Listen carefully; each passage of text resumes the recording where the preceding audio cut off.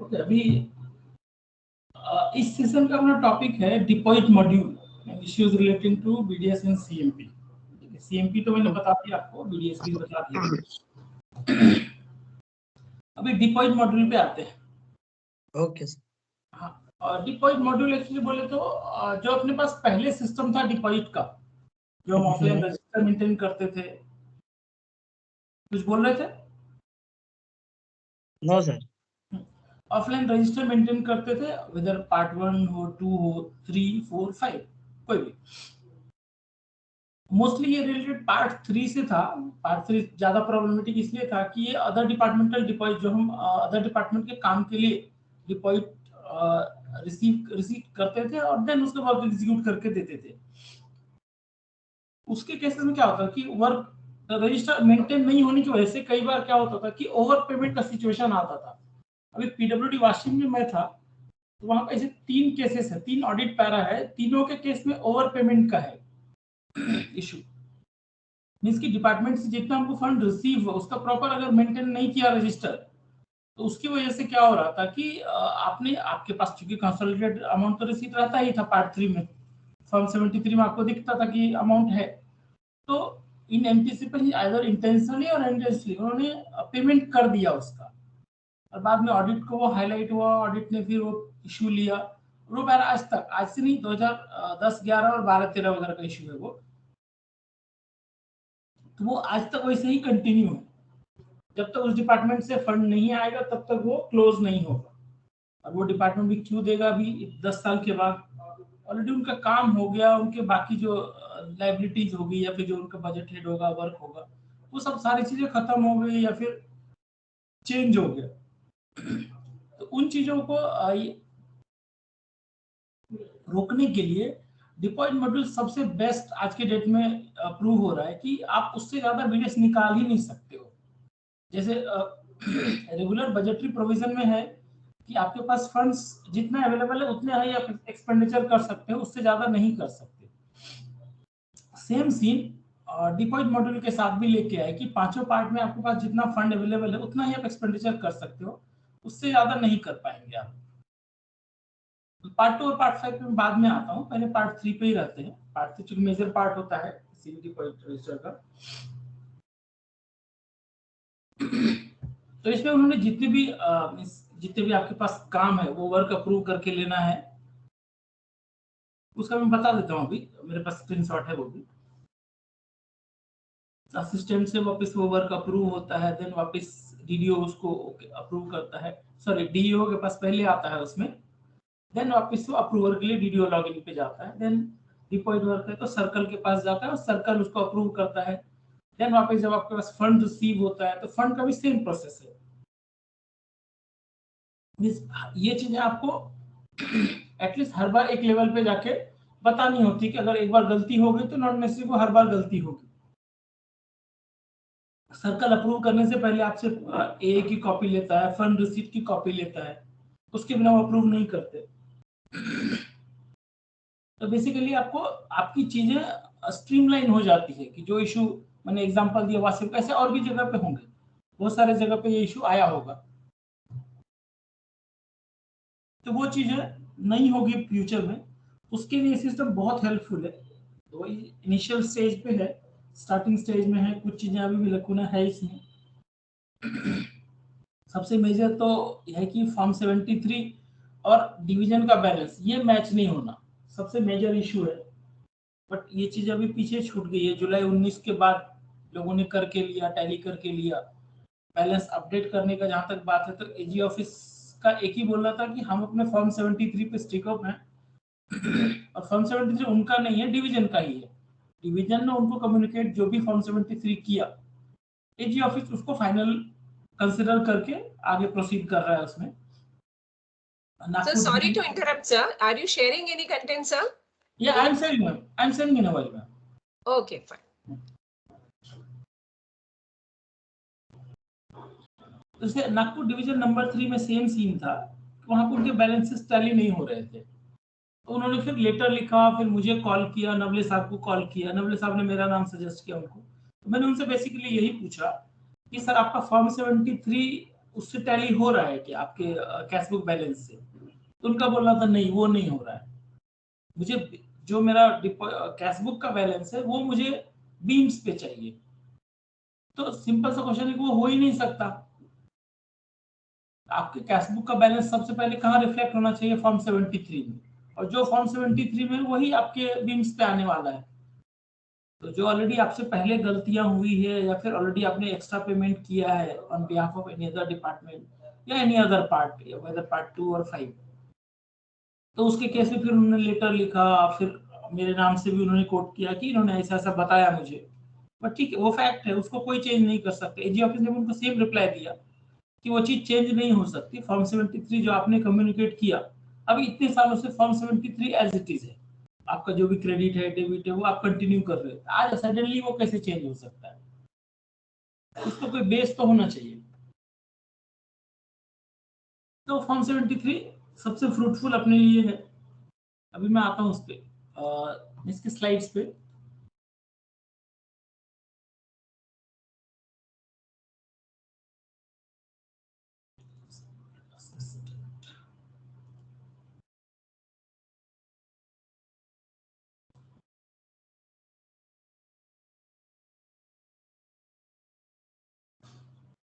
ये assistant login का पहला, मैं लॉगिन नाम नहीं दे रहा हूँ क्योंकि फर्स्ट जब आप असिस्टेंट लॉगिन से करते हैं रेगुलर बीम्स पे, तो वहीं पे डिपॉजिट वर्क का एक टैब है मेंटेनेंस के साइड में, वहां पे आप क्लिक करेंगे तो आपको नेक्स्ट पेज में ये ओपन हो जाता है नए टैब में, deposit module means deposit work करके।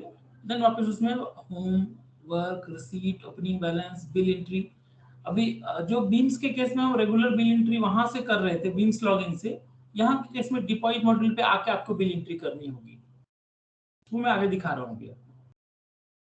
वर्क एंट्री भी यहीं से होगी इनिशिएट, जो नया वर्क एंट्री होगी वो भी यहीं से इनिशिएट होगी, नया रिसीट है वो भी यहीं से पहले अटैच होगा। ये मैंने वर्क मास्टर दिखाया कि ये पूरी लिस्ट ऑफ वर्क्स है, pending for approval, approved works, add deposit work, नया वर्क भी वहां से हम ऐड कर सकते हैं। सर फोल्डर दिख रहा है लेकिन स्क्रीन नहीं दिख रही है। ओके, एक वापस से मैं ऐड करता हूँ।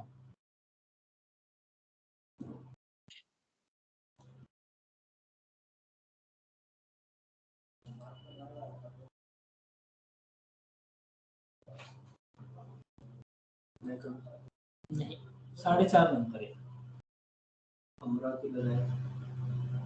फोल्डर ओपन नहीं हुआ है सर जी। फोल्डर ओपन नहीं हो रहा?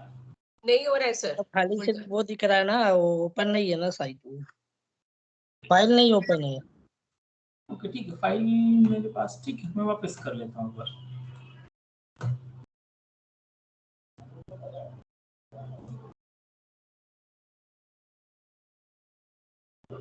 अभी है?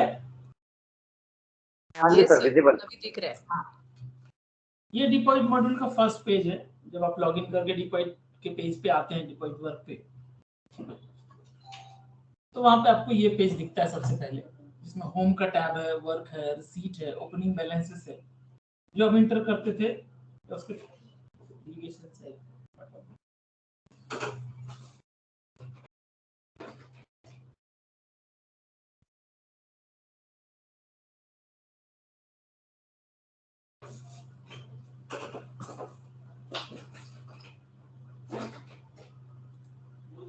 हाँ, ये फर्स्ट पेज ऐसा home page kind of open होगा आपको।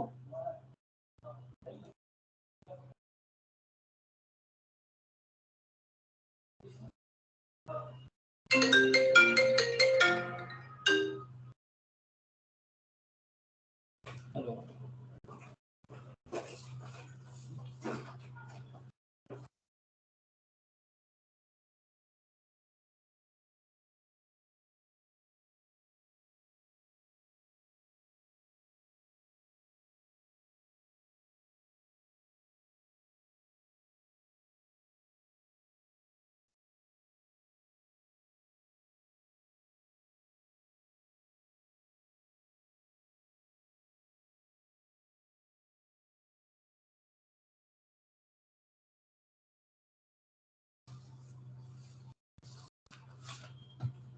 और होम पेज पे आते तो वहाँ पे मतलब काइंड ऑफ कि अगर आपको कोई वर्क पेंडिंग है वहाँ पे या रिसीट है अप्रूवल के लिए, इस आपको यहाँ दिख रहा होगा वर्क्स रिजेक्टेड फ्रॉम सीईओ। इस होम पेज पे आपको सारी चीजें दिख जाती है कि कौन से स्टेज पे वर्क आपने एंट्री की है वो, या फिर रिसीट। पेंडिंग रिसीट भी दिखता है कि कौन से लेवल पे पहले असिस्टेंट ने अगर एंट्री की है तो डीओ लॉगिन पे आता है, देन डीओ ने अगर किया तो डीडीओ लॉगिन पे वापस जाता है सेकंड अप्रूवल पेज पे, देन वो सीईओ के पास जाता है, सर्कल में जाता है और सर्कल उसको प्रॉपर्ली वेरीफाई करके कि एक्चुअली उतना फंड रिसीव हुआ है, आपको फिर चलन मैप करने का आगे है, वो दिखाता हूँ मैं सारी बंदा। अभी मैंने नेक्स्ट पेज ओपन किया,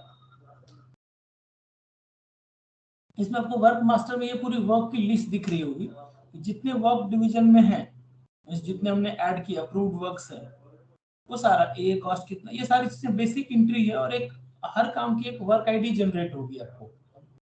जब आप इसके लिए भी जाएंगे बिल एंट्री के लिए, तो वहां भी आपको वर्क आईडी ही जनरेट होगा और वहां पे क्लिक करके आप उसकी बिल एंट्री कर सकते हैं।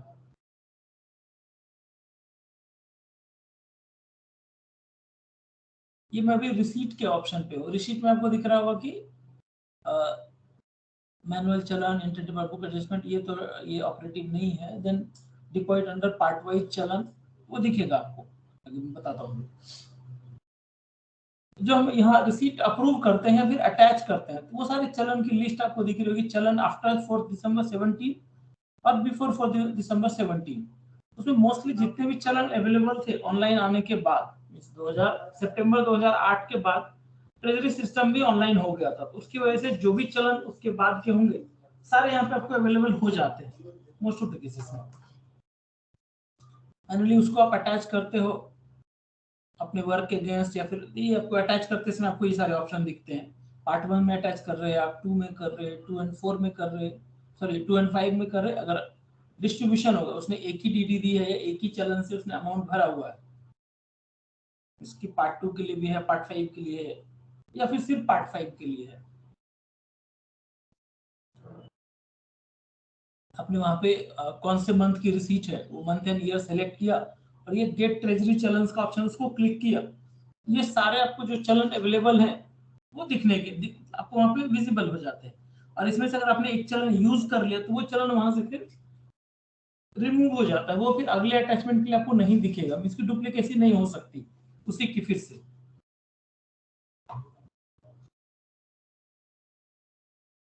चलन एक बार अटैच करने के इसकी आपने सेलेक्ट किया एक चलन अमाउंट जो भी था, तो पेई कौन है उसका, मैंने जैसे पार्ट 2 के लिए किया, पार्ट 2 में कोई कॉन्ट्रैक्टर का डिपॉजिट है, वो कॉन्ट्रैक्टर जो भी है लिस्ट में से आप उसको सेलेक्ट कीजिए और वो उस कॉन्ट्रैक्टर के नाम के अगेंस्ट वो चलन सेव हो जाएगा।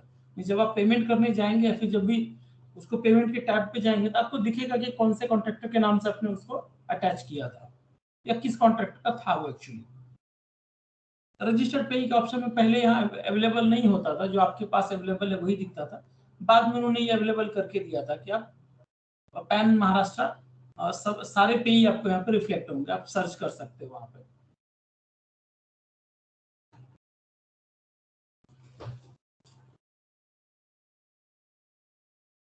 ये बिल एंट्री के पेज पे हम आ गए। Bill entry means bill entry part 3, left side में आपको दिख रहा होगा पहले ही टैब। जितने आप काम कंट्रोल एफ से काम का नाम सेलेक्ट कीजिए, उस काम के आपको देख लीजिए टोटल अमाउंट आपने मैच किया हुआ है, एक्सपेंडिचर कितना हुआ है, फाइनल कितना हुआ है और एज ऑन डेट बैलेंस कितना है। अगर पॉजिटिव बैलेंस है तो आप बीडीएस निकाल सकते हो, निगेटिव बैलेंस है तो आप नहीं निकाल पाएंगे, या जीरो बैलेंस है तो नहीं निकाल पाएंगे। उसके लिए आपको फिर नया रिसीट अटैच करना होगा तो ही आप कर पाएंगे। अभी कुछ डिवीजन में ये इश्यूज आ रहे कि उन्होंने जब वर्क एंट्री की थी फर्स्ट टाइम पे, उस टाइम उन्होंने टोटल एक्सपेंडिचर बताया बट रिसीट उतनी नहीं बता पाए, या फिर वो रिसीट अवेलेबल नहीं था सिस्टम पे।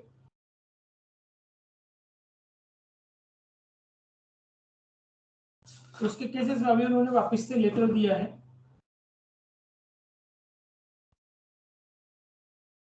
कि जिनके केसेस में वैसा नेगेटिव बैलेंस दिख रहा है वर्क के केस में, उन्होंने वो पूरी रिपोर्ट बना के पूरे डिटेल के साथ उनको भेजना है। नवले साहब को भेजना बीम्स टीम को beams.pwd@gmail.com पे। और वहां से वो उसको रेक्टिफाई करके देंगे, और रेक्टिफाई हो भी रहा है, इसलिए वैसा कुछ ये नहीं है। और लोगों ने एंट्री के टाइम पे क्या किया कि जो समझो एक बड़ा काम था जो पुराने 5-10 साल से चल रहा था उनका, या 2-4 साल से चल रहा था, एक्सपेंडिचर करते समय उन्होंने टोटल एक्सपेंडिचर बताया, बट रिसीट जो पुराने अवेलेबल नहीं हुए थे उसकी वजह से बैलेंस माइनस में आ गए वहां पे।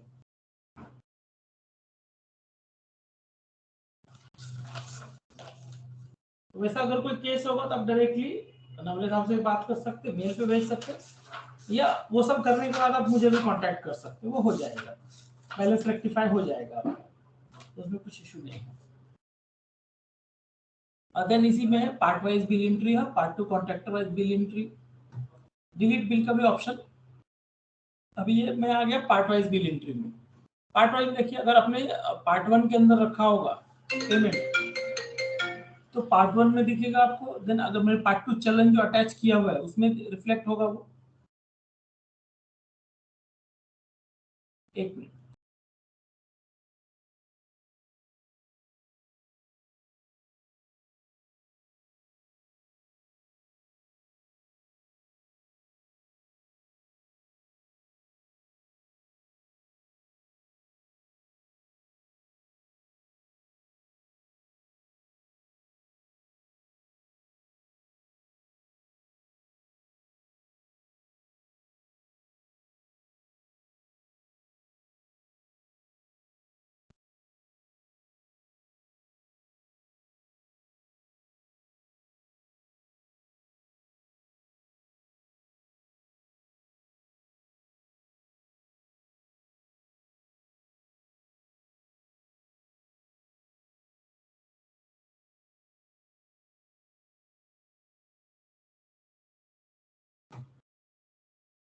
इसमें आपको बिल अंडर पार्ट 5 चलन दिख रहा है, जो अपने चलन से अटैच किया होगा उसको यहाँ से आप रिलीज कर सकते हो, उसकी बिल एंट्री कर सकते हो।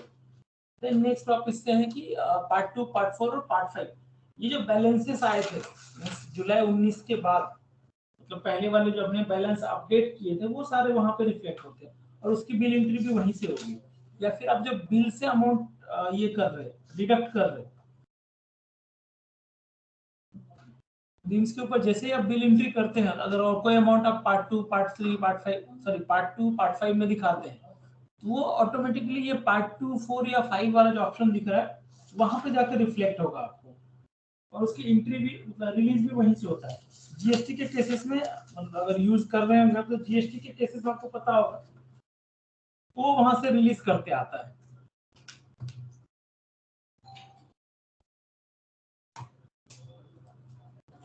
अभी आते हैं नेक्स्ट पे पार्ट 5 चलन, मैंने वही ऑप्शन बताया आपको, जो पार्ट 5 में अपने चलन अटैच किया होगा वो यहाँ रिफ्लेक्ट होगा।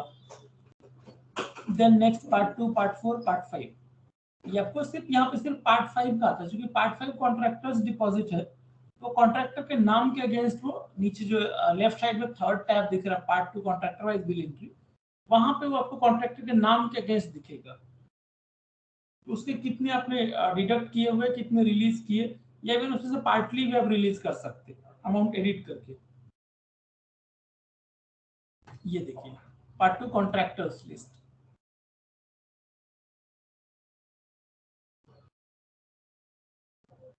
पे code, contractor name, pan, total कितना बैलेंसेस है, उसमें से कितना उसको रिलीज हो गया, और एज ऑन डेट कितना बैलेंस है उसमें।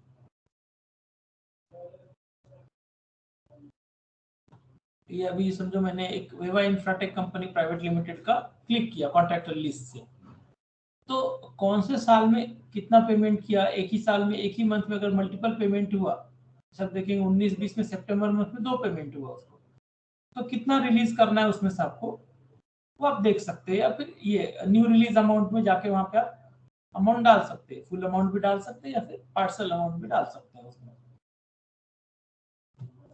देन रिपोर्ट्स में पूरी लिस्ट आ जाती है आपके पास कि पार्ट 3 के कितने पेमेंट किए आपने, और पार्ट 2 और पार्ट 5 के कितने पेमेंट किए, तो उसकी ऑथराइजेशन स्लिप भी आती है, देन पूरी लिस्ट आती है, आप चेक कर सकते हैं, ये आपके लॉगिन में भी अवेलेबल है, डीओ लॉगिन में भी आपको ये चीजें दिख जाती है।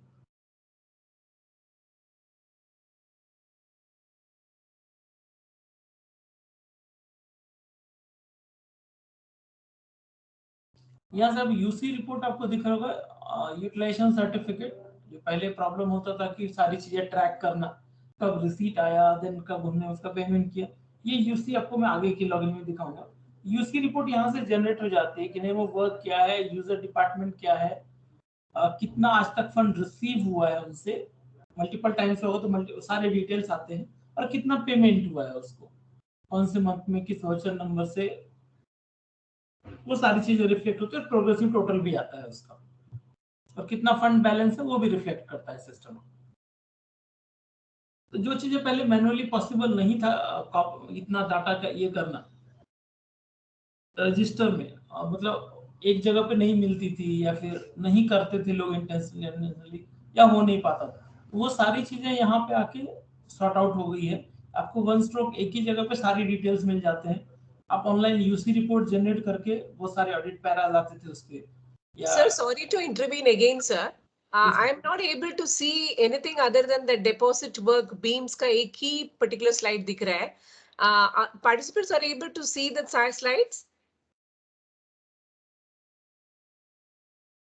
Because sir जो भी बोल रहे हैं मुझे कुछ नो मैम, दिखाई एक ही नहीं दे रहा है. पेज एक ही पेज दिखाई दे रहा है सर. पेज दिखाई दे रहा है। जी पहले से वो एक ही पेज दिखाई दे रहा है. I think sir you have to share the screen. आप अगर स्क्रीन शेयर करोगे सभी कुछ दिखेगा sir.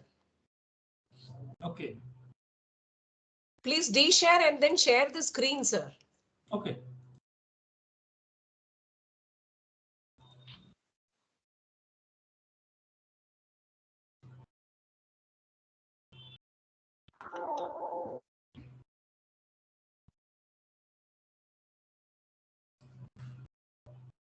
Is it okay now?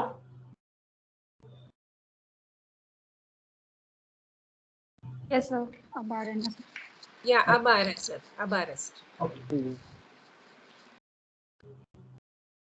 मैं बता रहा था इसमें कि आपको ऑथराइजेशन स्लिप जो भी आपने पेमेंट किया, जो ऑथराइजेशन स्लिप आपको पता है क्या होता है, जो बीडीएस पे काम कर रहे हैं ऑलरेडी पता है कि फाइनली ऑथराइजेशन नंबर जनरेट होता है, उसके साथ एक स्लिप जनरेट होती है कि उसमें कौन से हेड से किस काम के लिए आपने बीडीएस निकाला, पार्टी कौन था, उसके सारे डिटेल्स, डिडक्शन के डिटेल्स सभी वन पेज पे आ जाते हैं उसमें। देन आप यूसी रिपोर्ट जनरेट कर सकते हैं यहाँ से, आइदर यूजर डिपार्टमेंट के लिए, ऑडिट के लिए, या फिर अपने फाइलिंग के लिए कि कितना फंड्स रिसीव हुआ, कितना एक्सपेंडिचर हुआ, एंड ऑल द डिटेल्स।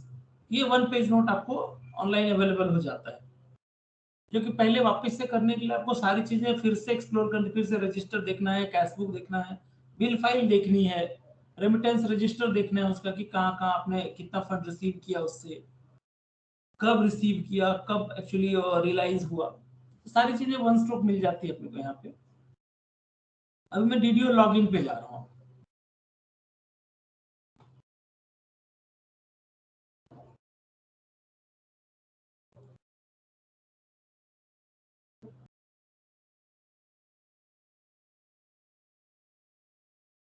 तो जैसा आपने फर्स्ट पेज पे देखा था, असिस्टेंट लॉगिन में work, receipt, opening balances, approve bill, reports, जो काम हम असिस्टेंट लॉगिन पे फर्स्ट टाइम एंट्री करते थे वही चीजें वापस से यहाँ अप्रूव करते हैं, जैसा हम रेगुलर बीम्स के पोर्टल पे कर पा रहे थे। यहाँ वर्क जो हमने अगर एंट्री की होगी असिस्टेंट लॉगिन से तो उसका अप्रूवल यहाँ से होगा। थोड़ा चेंज है कि पहले वो डीओ लॉगिन पे जाता है अप्रूवल के लिए, एक बार डीओ ने कर दिया देन डीडीओ के लॉगिन पे आता है। रिसीट के केस में भी सेम है कि रिसीट अगर असिस्टेंट ने एंट्री की उसकी डीओ के पास जाएगा, डीओ उसको अप्रूव करता है, then DDO, then CO, same channel है इसका।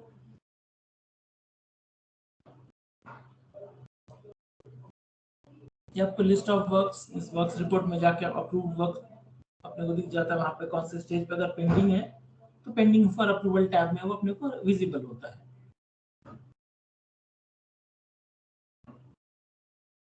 रिसीट के केस में आपको दिख रहा होगा कि पहला वेरीफाइड बाय डीओ, डीओ ने कब उसको वेरीफाई किया है, वेरीफाई किया या नहीं किया होता वहां पे पेंडिंग दिखता था।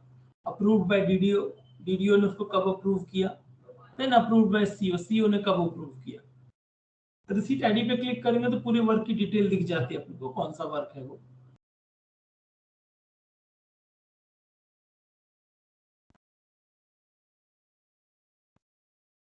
अप्रूव चलन में पूरी लिस्ट अपने पास वापस जितने अपने अप्रूव्ड चलन है एज ऑन डेट, इस पार्ट 2 पार्ट 5 पहला मैंने दिखाया वो वर्क रिलेटेड था, और ये पार्ट 1, पार्ट 2, पार्ट 5 के लिए जो हम रिलीज करते हैं बाद में इंडिविजुअल्स को, वो पूरी लिस्ट आ जाती है कि बाय नेम। इसमें पहले मैंडेटरी था कि आपको एम्प्लॉय नेम मींस कि एम्प्लॉय नेम नहीं है एक्चुअली, ये कॉन्ट्रैक्टर है, ये इंडिविजुअल नेम है, वो आपको सेलेक्ट करना पड़ता था और उसके बाद ही वो सेव होता था।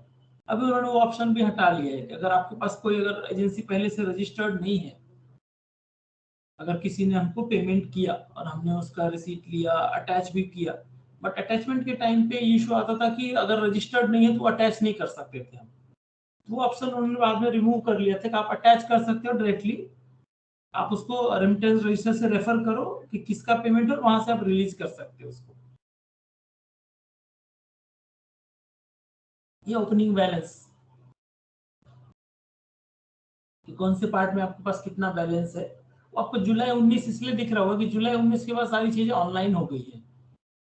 जो बिल एंट्री के पेज में अपने को दिख रहा था कि पार्ट 1, पार्ट 2, पार्ट 5 के लिए अलग से बिल एंट्री का टैब या कॉन्ट्रैक्टर वाइज, वो ऑटोमेटिकली वहां से जैसे आप बीडीएस ड्रॉ करते हैं, आपने अगर डिडक्शन दिखाया हुआ पार्ट 2 का तो उस एजेंसी के नाम के अगेंस्ट वो क्रेडिट हो जाता है, और पार्ट 5 का होगा तो टोटल के अगेंस्ट क्यूमुलेटिव फिगर में वो ऐड होके आ जाता है। अप्रूवल पेज पे ओपनिंग बैलेंस आपको दिख रहा है कि कौन से पार्ट में जुलाई 19 तक आपने क्या ये फिगर डाला हुआ है, opening balance as opening balance, receipt release तीनों पार्ट में। जुलाई 19 के बाद सारी चीजें ऑनलाइन हो गई है अगस्त 19 से।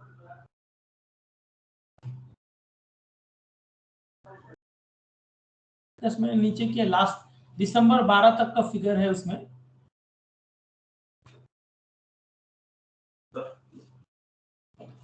क्लास चल रहा है अदर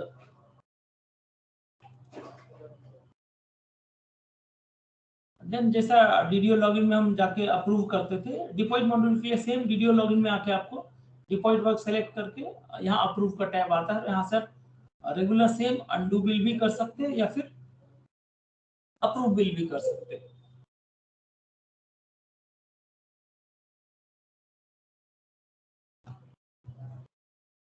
जैसे एक ट्रांजेक्शन आपको यहाँ दिख रहा है अप्रूवल के लिए सेम,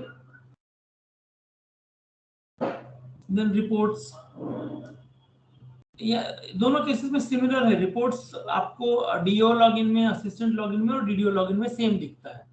आप उसको जाकर ऑथराइजेशन स्लिप ले सकते हैं, यूसी ले सकते हैं, सारी चीजें रिपोर्ट्स दिख जाती है आपको वहां पे। ईयर वाइज भी है, फाइनेंशियल ईयर वाइज आप राइट कॉर्नर पे देखेंगे तो ईयर वाइज है, वहां से आप सिलेक्ट कर सकते हैं कि ईयर वाइज का ब्रेकअप कौन सा फाइनेंशियल ईयर में कितना रिलीज हुआ, कितनी बिल एंट्री हुई।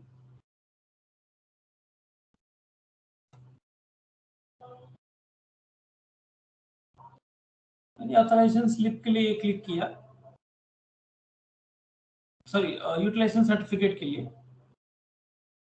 ये यूटिलाइजेशन सर्टिफिकेट फॉर सैंपल ऐसा जनरेट होता है, deposit work ID, name of work, user department कौन था, ए की डेट क्या थी, ये सब डाटा हमने ऑलरेडी इनिशियल स्टेज पे फिलअप किया। फिर वही चीजें रिपोर्ट्स में क्यूमुलेटिव रिपोर्ट्स कंबाइंड सारी चीजें एक साथ आ जाती हैं। नीचे आपको करंट बैलेंस दिख रहा होगा, balance with GDO 5th number पे, देन रिसीट डिटेल्स, कब कब उनके पास उनको फंड रिसीव हुआ, देन नीचे एक्सपेंडिचर डिटेल्स।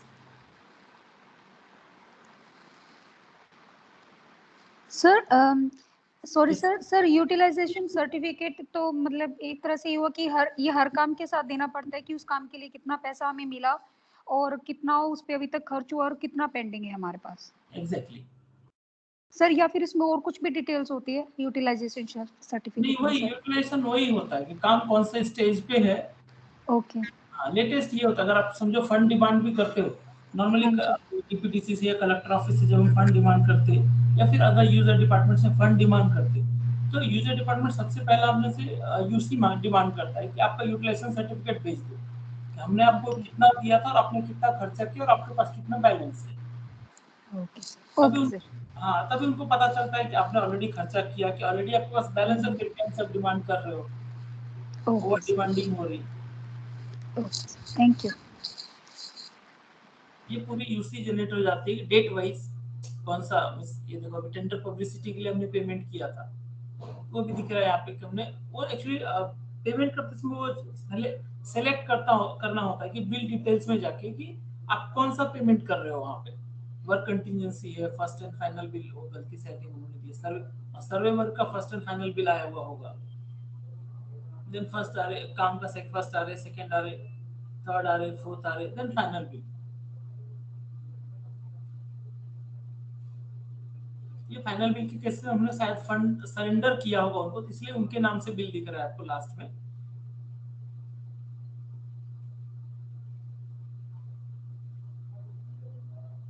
इसलिए उसको सेंटेज चार्जेस भी 0 दिखाया हुआ है। ठीक है,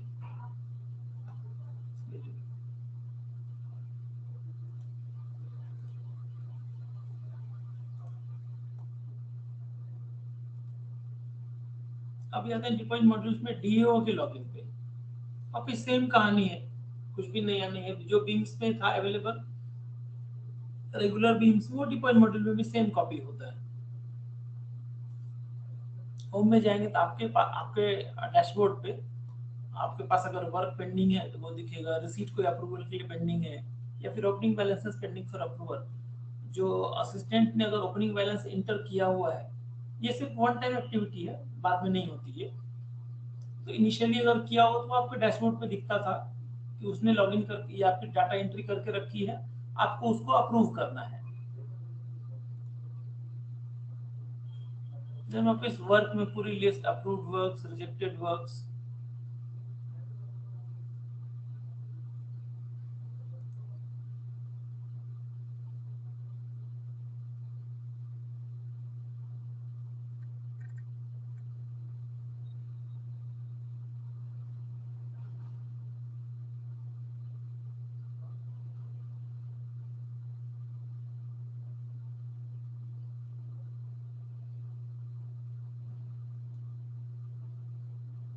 अभी रिसीट पे आ गए, तो रिसीट में आपको जैसे मैंने बताया कि असिस्टेंट ने किया, देन आपके पास आ जाता है, आपने अप्रूव किया तो फिर डीडीओ के पास जाता है। और सिर्फ डिफरेंस इतना है कि डिपॉजिट मॉड्यूल डीओ के केस में कि जो कंसोलिडेशन होता था वो वन पे सेम सेम पेज पे होता है रेगुलर मॉड्यूल पे। उसके लिए डिपॉजिट मॉड्यूल पे आने की जरूरत नहीं है कंसोलिडेट करने के लिए। आपको वो एक ही जगह वन टाइम वहीं पे दिखता है आपको, वहां से आप कंसोलिडेट करके एसबीआई सीएमपी को प्रोसीड करते हैं।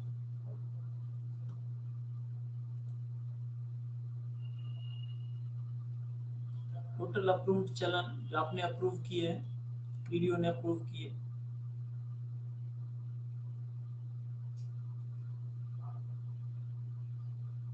ओपनिंग बैलेंस वर्क वाइज, इसमें माइनस का नहीं दिख रहा, अदरवाइज मैं आपको बताता था कि कहाँ पे अभी जो रिसेंट लोगों को गाइडलाइंस आई है करेक्ट करने के लिए, नहीं था। देन ये आ गया पार्ट वाइज प्रीवियस बैलेंस जो हमने फिलअप किया था जुलाई 19 तक। और फिर एजी फॉर्म 73 था जो वन टाइम एक्टिविटी थी। देन रिपोर्ट्स में वापस से आप अपने लॉगिन से भी यूसी जनरेट कर सकते हो, सारे पेमेंट की डिटेल्स देख सकते हो आप।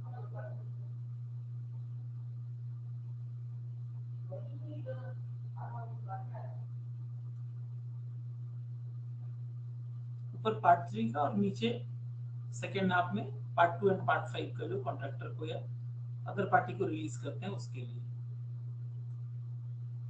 वापस यूसी आप यहाँ से जनरेट कर सकते हो।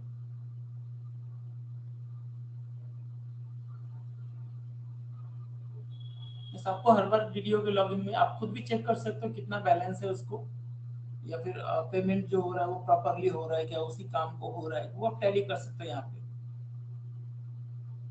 आप कंसोलिडेट करने से पहले आप यहाँ के चेक भी कर सकते हो कि सच में वो बिल कौन से वर्क के अगेंस्ट जनरेट हुआ है, या जो वर्क का ऑलरेडी बिल आया है वो उसी वर्क को डेबिट हो रहा है क्या पार्ट 3 से।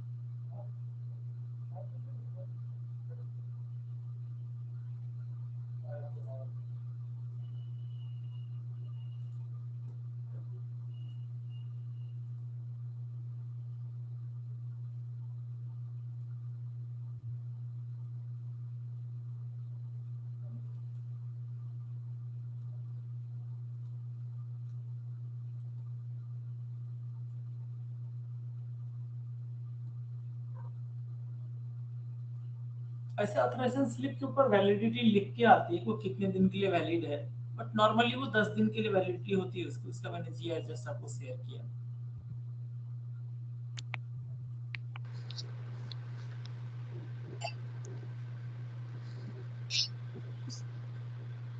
सर ये GR 18 दिसंबर 2020 का कौन सा? सर ये अभी, हाँ ये वाला। हाँ, ये जब बीम्स इंट्रोड्यूस हुआ था ना, ये चीजें तभी आ गई थी। नॉर्मली भी ऑथराइजेशन स्लिप के ऊपर वो लिखा हुआ ही रहता है आपको। Okay sir. जस्ट आपको दिखा दे, ऑथराइजेशन स्लिप आपने देखा भी होगा जो लोग कॉर्पोरेशन डिवीजन में हैं। Yes sir. Deposit work CMP means कि अगर ये सीएमपी पेमेंट होगा तो सामने ये जो सीएमपी दिख रहा है सीएमपी लिख के आएगा, डीडी होगा तो डीडी लिख के आएगा, यहाँ पे डीडी ऑब्लिक चेक लिख के आता है वहां पे।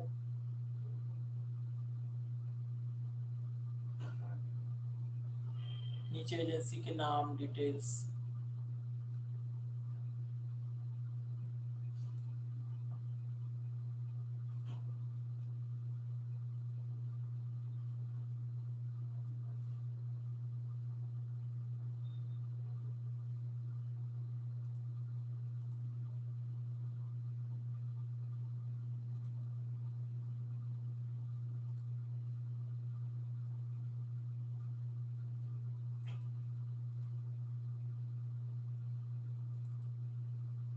ऑनलाइन रिकंसिलिएशन का मैंने बताया था उस टाइम मैनुअल, बाकी चीजें ये जस्ट मैं शेयर कर रहा हूँ आपको कैसे उस पेज पे जाते हैं।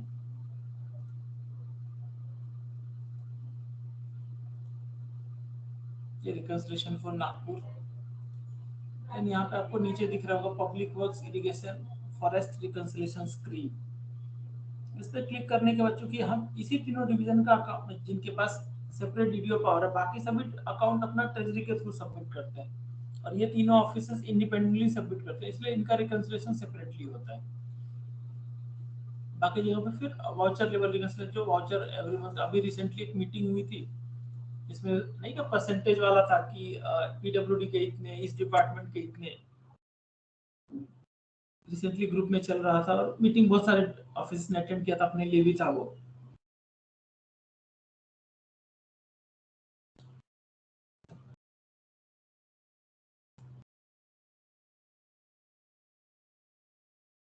ये आपको दिख रहा होगा सारे डिवीजन के नाम, सारे मेजर हेड, मेजर सीआरसी के साथ सारे रिकंसाइल है या एरर है। अगर आपको करेक्ट है तो रिकंसाइल, एरर है तो एरर क्लिक कीजिए और सामने एरर का रीजन बताइए कि क्या डिफरेंसेस आ रहे हैं उसमें। देन फाइनली वहां पे ऑप्शन आएगा सेव चेंजेस करके नीचे।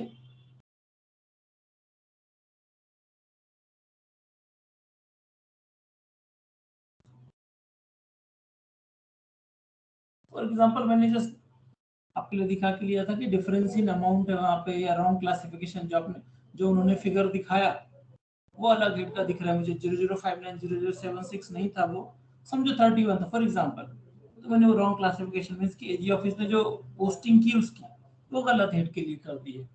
और अगर सभी रिकंसाइल है तो रिकंसाइल, और फाइनली सेव चेंजेस करके डाउनलोड डिटेल्स इन पीडीएफ कर सकते हैं, कंट्रोल पी करके प्रिंट लेस के फाइनली आपके फाइल को लगा लेंगे और एजी ऑफिस को ये कम्युनिकेट हो जाता है।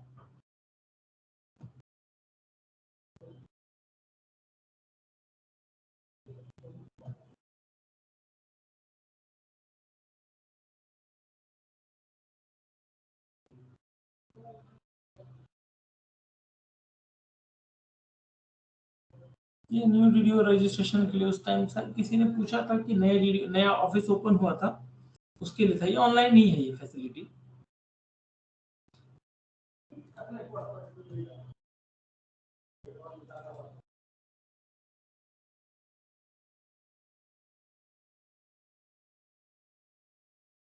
रिकंसिलिएशन यूजर मैनुअल, जो मैंने आपको पूरी बातें बताई वो सारी चीजें यूजर मैनुअल में है। उन्होंने 28 पेजेस में बताया, मैंने आपको 4 स्लाइड्स या 5 स्क्रीनशॉट में बताया आपको।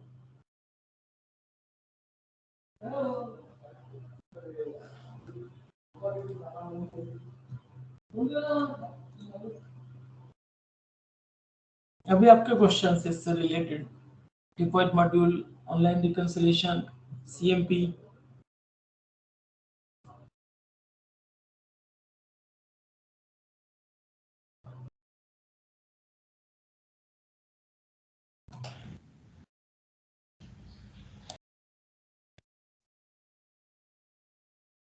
यस लक्ष्मी बोलिए। प्रभात जी, यस सर। मेरे इलेक्ट्रिकल डिवीजन में जो डिपॉजिट वर्क का अपना बीडीएस निकालते हैं तो सेंटेज चार्जेस का ऑप्शन नहीं आ रहा, उसके लिए क्या करना होगा? अच्छा बीडीएस निकालते टाइम पे हाँ, उसके बाद में सेंटेज चार्ज 5% मारना होता है ना, तो वो नहीं हो पा रहा है, बीडीएस निकल गए। तो अभी क्या करना होगा उसका? अभी ऑप्शन आ नहीं रहा, एक्सपेंडिचर हो रहा है, आगे जाके फिर मिसक्लासिफिकेशन हो जाएगा उसका। हाँ उतना फिर टीओ करना पड़ेगा अपने को। अभी फरवरी में हो गए 5-7 बीडीएस, अभी मार्च में तो करना ही है, बीडीएस निकालना है। अभी कितना दिन होल्ड करें, उसके लिए क्या प्रोसेस रहेगा? एक बार आप उसमें देख लीजिए, एक्चुअली वो एडिटेबल फील्ड होता है, जो सेंटेज का ऑप्शन है ना, आपने जब काम की एंट्री की होगी तो उस समय उसको सेंटेज दिया था क्या? इस एंट्री के टाइम पे सेंटेज रिफ्लेक्ट किया था उसको? अब एक्चुअल क्या, वो तो वहां से थाने से ट्रांसफर हुआ है ना। हाँ तो पॉसिबिलिटी ये है कि उन्होंने वर्तिस में नहीं दिखाई हो, या फिर ट्रांसफर के केसेस में हो यस, सकता है कि वो चीजें नहीं आई होगी। ठीक है, मे बी। सिस्टम को फॉल्ट मान सकते हैं। तो वैसे केसेस में एक बार टीओ होगा, जितना अमाउंट समझो फरवरी मंथ का अभी आप अकाउंट बनाएंगे ना। Yes yes. हाँ जिस जिस काम को आपने डेबिट किया इस मंथ में, एक्सपेंडिचर हुआ जिस उस काम को जो भी सेंटेज होगा उसका उतने अमाउंट के आप टीओ दिखा दीजिए, और डिपॉजिट मॉड्यूल में उतना अमाउंट डेबिट करके डीटीओ के नाम पे छोड़ सकते हैं आप। मैं आपको बता दूंगा उसका प्रोसेस। Okay okay. बाकी आपके बैलेंसेस के लिए वो जो बैलेंसेस ट्रांसफर होके आए थे और 73 जी।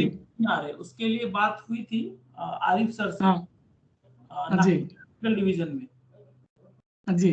हाँ तो वो फिर एजी ऑफिस के टच में है कि अगर एजी ऑफिस वो टीओ कर देता है फॉर्म 73 के अंदर, हाँ हाँ। तो आपको कुछ भी करने की जरूरत नहीं। इसकी बीम्स के ऊपर ऑलरेडी बीम्स टीम ने कर दिया वहां से, नवले सर ने।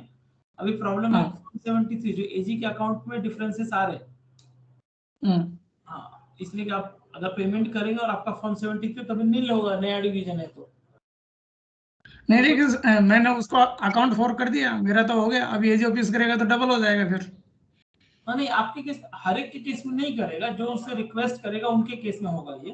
यस यस यस यस हाँ, यस। तो हर मेरा एक टीओ साहब से बात हो गई थी, टीओ साहब एग्री हो गए थे 88 क्लियर करने के लिए ऑन ऑफिशियल लेटर पे।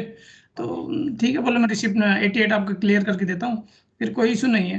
तो एम्स में हो गया, और कैश बुक में रिसिप्ट और रिमिटेंस दोनों साइड उसका सिंगल एंट्री दिखा दिया मैंने, तो आपने अकाउंट फॉर हो गया मेरा। ले लिया होगा तो बीम्स में अटैच हो गया होगा 73। हाँ हाँ। वहां पे कुछ और प्रॉब्लम, आई थिंक 1600 काम थे उनके, उसके लिए हाँ प्रॉब्लम आ रहा था कि कैसा करेंगे। तो ठीक है हाँ। वो चंद्रपुर से भी मेरे को कॉल आया था, उनका भी वो सेम इशू था। तो मैंने बताया था प्रोसीजर, बोले हमारे टीओ साहब नहीं एग्री हो रहे हैं। ओके। तो उनको मैं तो उसमें कुछ नहीं। वो और थाने वालों ने, जो थाने डिवीजन है, उन्होंने डेबिट भी नहीं किया, उनके अकाउंट फॉर्म में है, डेबिट नहीं किया उन्होंने। हमने तो क्रेडिट कर लिया, अच्छा लेकिन उनका उन्होंने डेबिट नहीं। दिख रहा है वो। हाँ उन्होंने उनके मॉड्यूल में तो, बिम्स मॉड्यूल में तो डेबिट हो गया, ट्रांसफर हो गया, लेकिन हाँ अकाउंट एम्स में उन्होंने डेबिट नहीं किया। वह इससे फॉर्म 73 उनका नहीं हुआ है, करेक्ट? हाँ, फॉर्म 73 में डेबिट नहीं हुआ उनका। नहीं हुआ है उनका, yes, उतना ही तो बैलेंस। उन्होंने बोला, एग्जीक्यूटिव साहब उनके एग्री नहीं है, बोले बाद में करेंगे, जब करेंगे, जब कोई इशू आएगा, जो भी इसका लेटर आएगा तब करेंगे। ऐसा ऐसा इन्फॉर्मेशन अब एक्चुअल क्या है पता नहीं उसका। तो ये उनका इशू है इंडिविजुअल उनके लेवल पे। आई थिंक उनको हम्म कुछ इंस्ट्रक्शंस होंगे बराबर बराबर। इस लेवल पे। मेरा तो केवल अभी वो ट्रेजरी टीओ से 88 क्लियर हो जाता है तो क्लियर है, बाकी कोई इशू नहीं आएगा उसमें। आपका तो सारा अमाउंट ट्रांसफर होके आ गया है ना वहां से? हाँ, अमाउंट आ गया, मैंने अकाउंट फॉर भी कर दिया पिछले अकाउंट में, जनवरी वाले में ओके, हो पूरी गया। वर्क वो केवल होगी ना आपकी?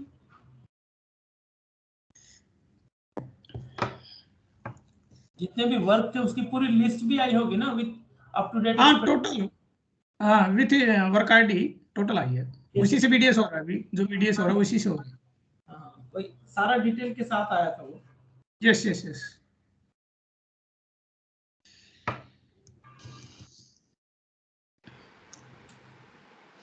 सर ये डिपॉजिट वर्क से जो ब्रैकेट में लिखा होता है सीएमपी या डीडीएचएक, सर इसका क्या मतलब होता है? मतलब एक आपने उसका पेमेंट कैसे प्रोसेस किया है? ओके, हाँ, ठीक है। नॉर्मल केसेस में वो सीएमपी ही सिर्फ लिख के आएगा बजट के Okay. केसेस में, बट डिपॉजिट केस में कि डिपॉजिट का सीएमपी है वो, या डिपॉजिट का डीडीएच चेक है वो। मतलब बाद में हम उसको कैसे पेमेंट कर रहे हैं, वाया हाँ। सी मतलब सीएमपी कर रहे हैं, या उसको डीडी रिलीज करेंगे, या उसको चेक रिलीज करेंगे? यस, ओके फ्यूचर में ट्रैक करने के लिए, जिसको आपने ही चूज किया है वो, जब आप पेमेंट ओके बिल के पेज पे थे ना, वहां आपने उसको पेमेंट सीएमपी से करना है या कैसे? मैं आपको जैसे ओके कॉन्सेप्ट दिखाता हूँ, ओके सर। लॉग इन करके बताता हूँ आपको।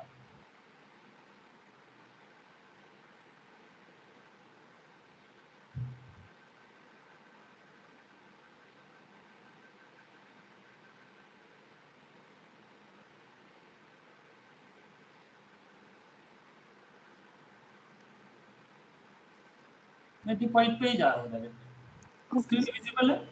Yes sir, yes sir. For example मैं डायरेक्ट इस पे जाता हूँ,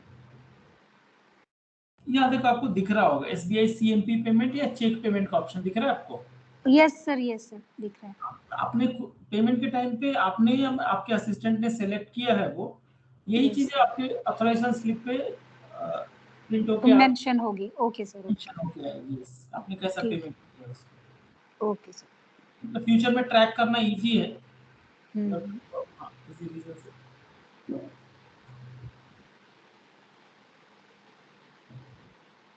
सिस्टम बहुत ही यूजर फ्रेंडली है ये। यस सर, हाँ, जैसा बट सर irrigation- अभी इतना यूज में नहीं है ना, काफी टाइम से यूज हाँ, नहीं किया। exactly, हाँ, तो जब तक यूज नहीं होगा। हाँ जी सर। ठीक तो है। जैसे कि अगर मान लो इसको और डिटेल में जानना हो, क्योंकि सर अभी तो इरिगेशन में बहुत उसमें डिविजन्स में ये एप्लीकेबल नहीं है, मतलब अप्लाई नहीं होता अभी। तो इन फ्यूचर सर इसके बारे में अगर और जानना हो डिटेल में, तो सर किससे कांटेक्ट कर सकते हैं, मतलब किससे कांटेक्ट कर सकते हैं? हाँ, जैसे कि जिन एनआईसी वालों से या ऐसा? एनआईसी की जरूरत नहीं पड़ेगी आपको, मतलब ओके मैं या फिर आपका जो नियर बाय जो भी सीनियर होंगे ना, वो ओके ओके सफिशिएंट है। यस, वो बता देंगे आपको। इसमें ऐसा कुछ अलग नहीं है, एकदम बेसिक है वो। मतलब आप लोग सारे टेक्नो लोग हैं, आपके लिए यस सर। बहुत ही इजी है। Okay problem sir. सिर्फ उनको आ रहा है कि जो सिस्टम फ्रेंडली नहीं है, जो थोड़ा सिस्टम रिलेटिविटी कम है, या फिर उन्होंने कंप्यूटर को बहुत कम यूज किया है, उनको थोड़ा प्रॉब्लम आता है। बट वो भी बहुत सारे सीनियर्स हैं, इसके मास्टर्स हैं, साइनास साहब वगैरह। सर इसकी यूजर हाँ बोलिए। सर इसकी यूजर मैनुअल तो रिलीज की हुई होगी ना, यूजर मैनुअल है ना, इसका भी यूजर मैनुअल है। सर कहाँ सर से वो मिल मिलेगा जाएगी तो यूजर मैनुअल, कहाँ से मिलेगा सर? यूजर मैनुअल ठीक है, देख लेता हूँ, इसके पेज पे मिल गया तो ठीक है। अदरवाइज डिपॉजिट मॉड्यूल का यूजर मैनुअल है, वो मैं शेयर कर लूंगा अपने ग्रुप पे। Okay sir. बाकी जब आप यूज करेंगे तो बहुत ही इजी है ये। जैसे ये है ऑनलाइन अकाउंटिंग, आपका क्लास था आज। Yes sir.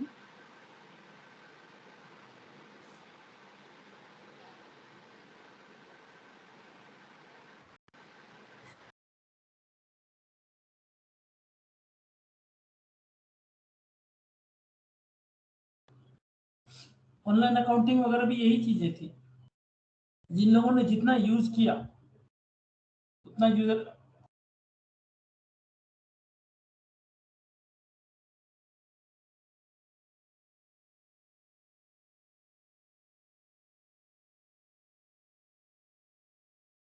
ऑनलाइन अकाउंटिंग है क्या आपको इसमें अभी? इस नहीं सर, ऑनलाइन अकाउंटिंग अभी नहीं है। नहीं है ना? No sir. अभी इरिगेशन में भी ऑनलाइन अकाउंटिंग स्टार्ट हो गई है ना? इरिगेशन वालों में तो नहीं हुई सर अभी। मैंने सुना था कि उनका भी स्टार्ट हो गया है। हो गया है सर उसमें। यस मैंने सुना था। कुछ में हुआ होगा सर।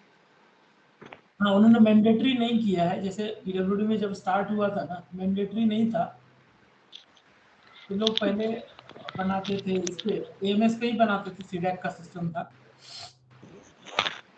बनाते थे और देन फिर उसको सीडी में डाउनलोड करके सीडी में करके फिर भेजते थे, जब ये सिस्टम इंटीग्रेटेड नहीं था एजी का और इनका एएमएस का, सीडैक। बाद में एक बार इंटीग्रेट हो गया तो फिर ऑफलाइन की जरूरत खत्म हो गई, मतलब सॉरी सीडी की जरूरत खत्म हो गई, ऑनलाइन ये सारा अकाउंट सबमिट हो जाता है। अभी टाइम है अपने पास, मैं एएमएस का बताऊं आपको? बताइए सर प्लीज।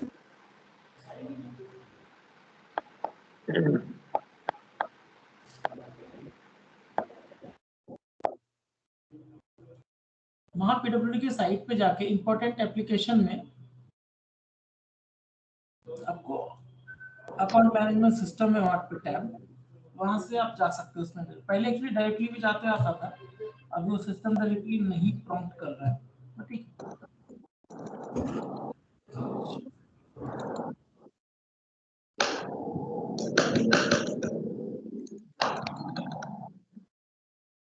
आपका प्रशांत सर ने ये नहीं, प्रशांत सर का कल है ना क्लास, वो इसके ऊपर आएंगे। ये जो इधर आपको लेफ्ट साइड में दिख रहे हैं ना, मास्टर्स, टेंडरिंग, वर्क ऑर्डर, ये सब इसके ऊपर ही है। जो ईएमबी है ना, वो सारी चीजें एएमएस के ऊपर से ही हुई है। इस फ्यूचर में ये है कि एक बार ईबी जनरेट हो गया, ईएमबी जनरेट हो गई, तो डायरेक्टली पेमेंट सिस्टम से इंटीग्रेट होगा और फिर वो वापस ऑनलाइन ही अकाउंट को एंट्री होगी उसकी। हर एक अलग अलग लेवल पे अलग अलग आदमी कर रहे हैं। था टारगेट, अगर कोविड नहीं आया तो शायद हो भी जाता। मई 20 में उनका टारगेट था कि इंटीग्रेट कर देने का ऑनलाइन पेमेंट सिस्टम और एएमएस को।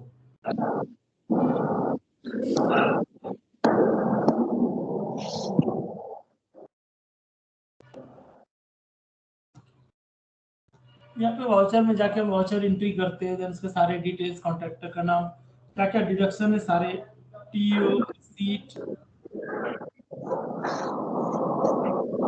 रिपोर्ट्स देख सकते हो। मतलब क्या सारी वाउचर होने के बाद थैंक यू।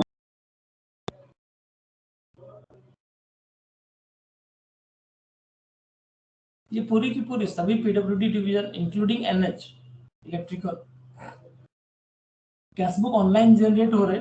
ये कैशबुक दिख रही है आपको? सर ये हो चुका है मॉर्निंग सेशन में, हो गया है ना? ये just yes sir. Reconciliation of accounts, yes AMS, हाँ ठीक है। इसी के ऊपर से आपको कल वर्क ऑर्डर और ये ईबिल और ईएमबी का टॉपिक है।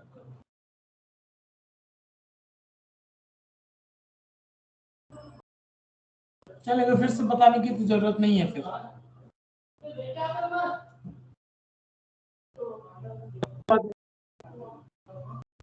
बता दीजिए सर एक बार और।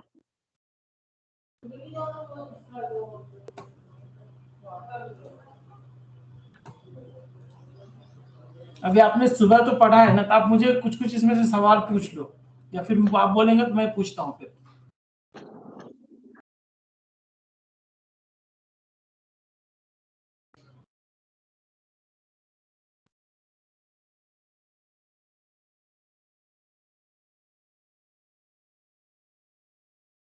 कोई पूछ रहा है?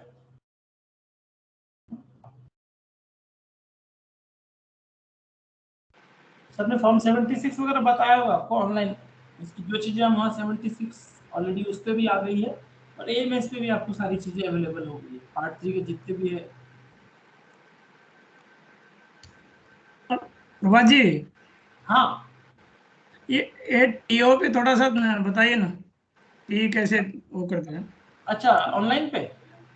हाँ, ऑनलाइन ऑफलाइन दोनों ही सिस्टम से। ऑनलाइन पे मतलब नॉर्मली ऑफलाइन पे अभी मेरे यहाँ पे, क्योंकि हम सारा टीओ जो भी था, क्योंकि अकाउंट ऑनलाइन है तो टीओ भी ऑनलाइन ही हम करके लेते थे, बट ऑडिट ने ऑब्जेक्शन लिया उस पर कि आपने ऑफलाइन टीओ रजिस्टर क्यों नहीं मेंटेन किया।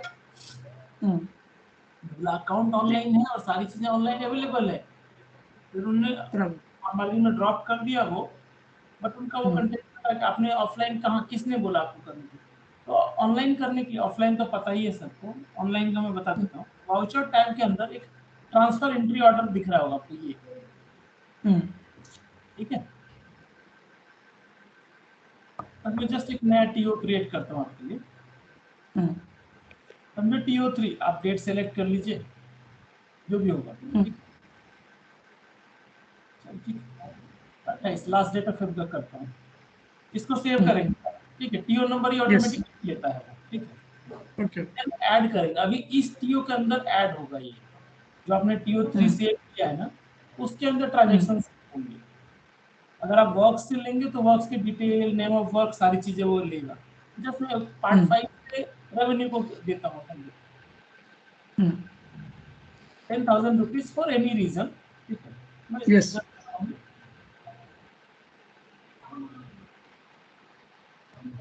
रिकवरी जस्ट ऑप्शन दिया मैंने और पार्ट 5 को डेबिट होना है ये। आप यहाँ पे ये भी कर सकते थे, अभी अगर आपने डेबिट सेलेक्ट किया तो जब अगली बार ऐड करेंगे तो ऑटोमेटिकली क्रेडिट लेगा वो, ठीक है। नरेशन में डाल दिया रिकवरी, आप कुछ भी डाल सकते हैं। इसकी जिस भी कारण से आपको टीओ कर रहे हैं ना, उस टीओ की पूरी डिटेल आप यहाँ पे डाल सकते हो। ये सेव किया मैंने, इससे ऐड करूंगा। अभी देखो इस बार ऑटोमेटिकली उसने क्रेडिट ऑप्शन लिया है, ओके ठीक है। अभी मुझे for example recovery of tree plantation, testing charges, royalty, rent recovery लेता हूँ मैं। किसी कॉन्ट्रैक्टर की पार्ट 5 मुझे रेंट रिकवरी करनी थी, ठीक है। 10,000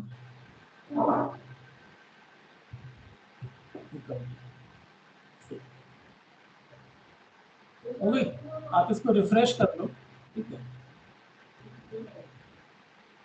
अब आप चलिए नीचे एक पीबीआई रिपोर्ट्स दिख रहा है आपको, दिख रहा है? हाँ, जो फर्स्ट दिख रहा है ना फॉर्म 53, इसमें एब्स्ट्रैक्ट आएगा आपका, ये एब्स्ट्रैक्ट दिख रहा होगा आपको। बराबर। हाँ, और जब 54 में जाएंगे तो हर टीओ वाइज आपको दिखेगा कि क्या नरेशन के साथ आपने टीओ किया है। ये मेरा TO, then TO 3 debit credit ऊपर नीचे, ठीक है। अब मैंने नरेशन में से डाला था मेरे टीओ 2 का, टीओ 1 मैंने किया, उसको डिलीट कर दिया। टीओ 2 का, this TO is being executed on account of recovery of plantation charges from mister Sanjay Kashyap, जो भी है, जो भी आपका डिटेल है, पेमेंट नंबर के साथ कौन सी ईयर का क्या है, आप उसको डिटेल डालिए, वो 54 में आ जाएगा। या फिर अदरवाइज 63 में आपको एब्स्ट्रैक्ट दिख जाता है, पूरे मंथ में आपने कितना अमाउंट का टीओ किया, कौन सी हेड को अफेक्ट किया उसने।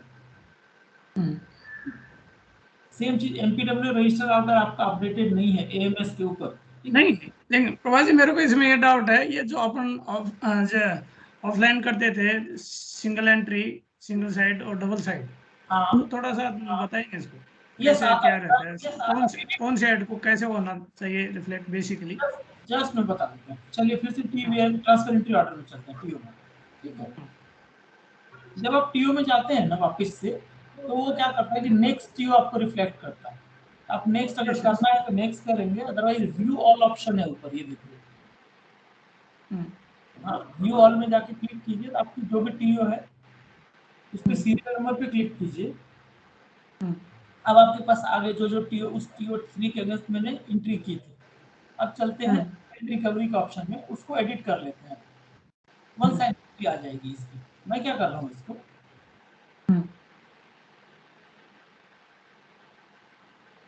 पार्ट 5 भी समझो, पार्ट 5 में एक आइटम से हटा के मुझे दूसरे आइटम में लेना था, ठीक है।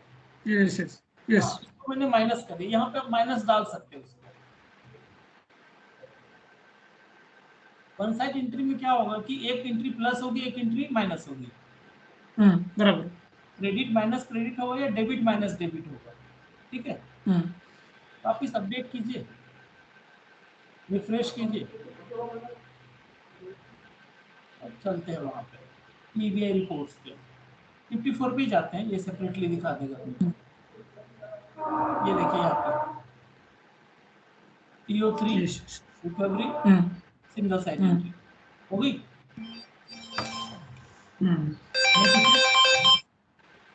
नेट टोटल टैली, ठीक है। सेम कहानी आप क्रेडिट में माइनस क्रेडिट भी कर सकते हैं, डेबिट माइनस डेबिट भी कर सकते हैं।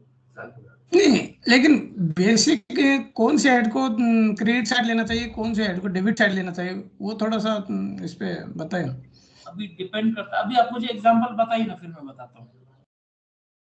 मतलब दोनों हेड डेबिट एक्सपेंडिचर हेड हो तो उसको कैसे ट्रीट करेंगे। हाँ, तो उसमें एक एंट्री देखिए, एक्सपेंडिचर हेड है तो उसको तो क्रेडिट नहीं हो सकता, सीधी सी बात है, क्रेडिट होता ही नहीं है उसकी। नहीं, मान लो किसी का एक्सेस पेमेंट हो गया, उनका वापस उसने डीडी दिया, हाँ, तो उसको माइनस डेबिट होगा या रिडक्शन इन एक्सपेंडिचर का जो ऑप्शन है ना, ठीक है, वो होगा। मतलब एक तो यहाँ टीओ से कर लेंगे, ठीक है, अगर टीओ पॉसिबल है, या फिर ट्रेजरी में चलन के थ्रू भी करते हैं तो वो अलग अकाउंटिंग होगी। बस मैं यहाँ पे बता सकता हूँ आपको। टीओ के थ्रू बताइए। हाँ, टीओ के थ्रू मैं बताता हूँ कि समझो सीआरटी एस्टेब्लिशमेंट होता था अपना, यस यस, ठीक है, सीआरटी एस्टेब्लिशमेंट में सीआरटी के एग्जैक्टली नहीं आएगा उस पर, बट 3054 को मैं बताता हूँ। 3054 एक्सपेंडिचर हेड है, ठीक है, ठीक है, और इसका मुझे क्रेडिट देना है 2059 को, एक्सपेंडिचर हेड है, तो क्रेडिट साइड तो हो ही नहीं सकता है, तो 3054 को डेबिट होगा और 2059 को माइनस डेबिट होगा। मींस अल्टीमेटली वो हो रहा है credit he, but being expenditure head ना पता नहीं, बीइंग एक्सपेंडिचर हेड उसको हम क्रेडिट नहीं देते हैं, उसको माइनस एक्सपेंडिचर करके, मींस कि उसके बिहाफ में ऑलरेडी जो सीआरटी के लिए हम पेमेंट करते थे पहले वर्क चार्ज को, अपने अकाउंट में देखा होगा कि अगर उस मंथ में 2059 का एक्सपेंडिचर नहीं है तो फॉर्म 10 में वो माइनस फिगर आता था। यस यस, आता था ना, हाँ, तो वही वो माइनस फिगर आपको एक्सपेंडिचर साइड में आता था।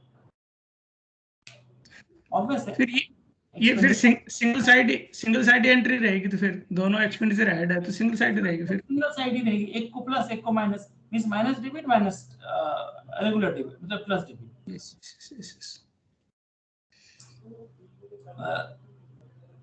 और क्रेडिट ऐड के उसमें माइनस प्लस क्रेडिट, अच्छा, माइनस डेबिट 0059 की एंट्री थी, ठीक है, हाँ, गलती से एनएच के केस में ये हुआ था कि 10 ऑडिट का बोलना था कि आपका चूंकि 3054 504 ऑपरेटिव हेड है, तो आपने उसको 0059 को क्यों क्रेडिट दिया, आपको 1054 को क्रेडिट देना था। हाँ, तो उसके केस में वही है कि 0059 को माइनस क्रेडिट कीजिए अगर सेम मंथ में है तो, बाद में भी कर सकते हैं अगर उस मंथ में होगा अवेलेबल तो, बट ईयर टोटल प्लस में होना चाहिए। तो हमने 0059 को माइनस क्रेडिट किया और 105 को क्रेडिट दे दिया, 1054 को क्रेडिट दे दिया, वो भी वन साइड एंट्री हो गई और टैली हो गया। वो इस अकाउंट पे उसका नेट इफेक्ट 0 आता है, क्योंकि ऑलरेडी आपने एक बार ट्रांजैक्शन कर दिया है, तो आप रेक्टिफाई कर रहे होते हैं यहाँ से। बीडीएस पे तो मान लो एक्सपेंडिचर ऐड से अपने बीडीएस निकाल दिया, बीडीएस पे इसका इफेक्ट ही नहीं है कुछ, नहीं किसी भी ऐड से, एक्सपेंडिचर ऐड से 3054 से मान लो बीडीएस निकाल दिया, उस पे एक्सपेंडिचर हो गया, एक्सेस पेमेंट हो गया था, उस बंदे ने लाके डीडी दे दिया वापस कॉन्ट्रैक्टर ने, अब वापस टीओ के थ्रू उसको क्रेडिट तो कर देंगे, लेकिन बीडीएस पे तो उसका कोई इफेक्ट नहीं होगा, फिर मार्च के रिकंसिलिएशन में उसका कुछ नहीं होगा इस क्लास में से। हाँ, उसके केस में वापस क्या होगा ना कि आपको, आपने चूंकि पेमेंट तो कर दिया और उसने वापस भी कर दिया, बट उस हेड को हाँ वापस करना, हाँ उस हेड को वो हेड एक्सपेंडिचर है, क्रेडिट हो नहीं सकता, उसको क्रेडिट हो नहीं सकता, तो उसको माइनस एक्सपेंडिचर होगा, वहां से वो टीओ होगा इसके साथ। हाँ, समझो आपके पास फंड्स आया, आपने जिसके ब्याज में पेमेंट करना था, समझो वो 059 का पेमेंट था या 2059 का पेमेंट था, 3054 से कर दिया या डिपॉजिट से कर दिया, बराबर डिपॉजिट का पेमेंट था, आपने उसको 3054 से कर दिया, उसका रेक्टिफिकेशन वैसा ही होगा कि 3054 को माइनस डेबिट हो जाएगा, और जो अगला पेमेंट आएगा वो यहाँ से होकर टैली होगा, मींस आपके अकाउंट पे उसका इफेक्ट नील आ जाएगा मार्जिन पे। उसको रेवेन्यू को डालना तो ठीक नहीं है ना, एक्सेस पेमेंट को तो बराबर नहीं है। नहीं, रेवेन्यू करंट ईयर में तो रेवेन्यू में बिल्कुल नहीं डाल सकते।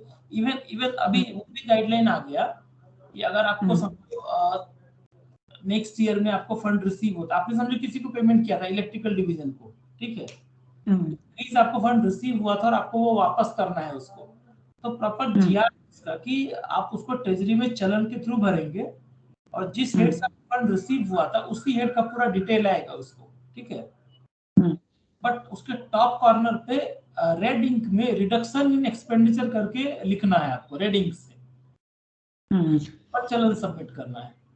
आपके लिए एंट्री वहीं क्लोज होगी, बाकी अब सारा कुछ ट्रेजरी करेगा उसका। अच्छा, तो वहां से वो रेक्टिफाई हो जाता है। ओके। तो 305 में आपके केस वाला भी अगर लेते हैं ना, वो चलन से वहां से करके आपका उस साल का अकाउंट टैली हो जाएगा। अकाउंट हो जाएगा, वही था, वो बीडीएस का प्रॉब्लम रहता है। बीडीएस पे एक बार डेबिट हो गया तो वापस क्रेडिट होगा नहीं टीओ के थ्रू, तो उस हिसाब से इशू हो जाएगा।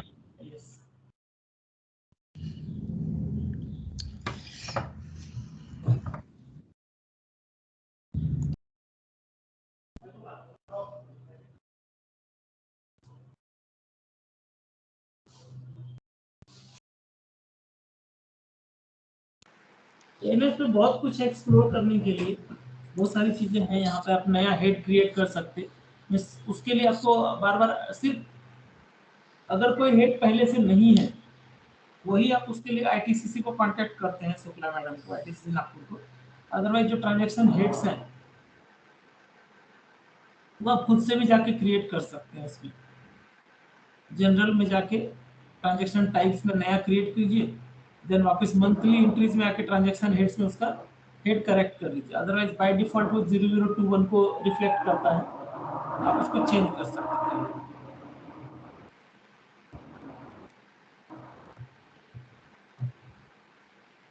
रेगुलर डिवीजन में ये चीज आती है कि कभी नया कुछ आ गया। अभी रिसेंटली आया था टेस्टिंग चार्जेस अवेटिंग सबमिशन का हमारे यहाँ पे। हम क्या कर रहे हैं कि फाइनल बिल से पहले टेस्टिंग चार्जेस नहीं आ रहा, बट उसका बोल रहे हैं हमने पेमेंट किया है, टेस्टिंग आने का है। अब उसके केस में डायरेक्टली रेवेन्यू में 5 टाइम्स तो नहीं डाल सकते, तो हमने ट्रांजेक्शन करने के लिए ये नया क्रिएट किया कि testing charges awaiting submission part 5, और हेड उसका 8443.5 डाल दिया। जब भी उसका आएगा तो हम उसको रिलीज कर सकते हैं। अदरवाइज यहाँ पे हम उसको टीओ कर सकते हैं, और कैश फ्लो में प्रॉपरली वो वाउचर पे रिफ्लेक्ट भी होता है कि हाँ किस अमाउंट, किस चीज का अमाउंट है वो।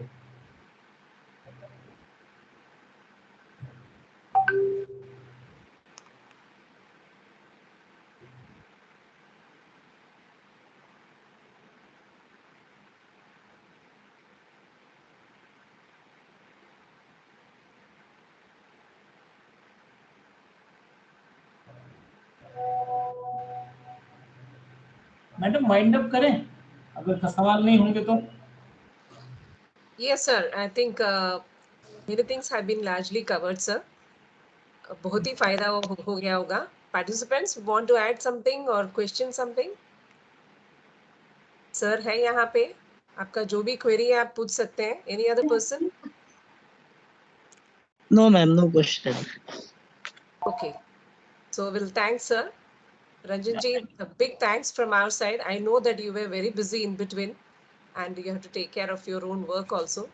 Besides being your heavy schedule, you have contributed largely as a support to us. Thank you so much, sir. Thank you, sir. Thank you. Sir, if any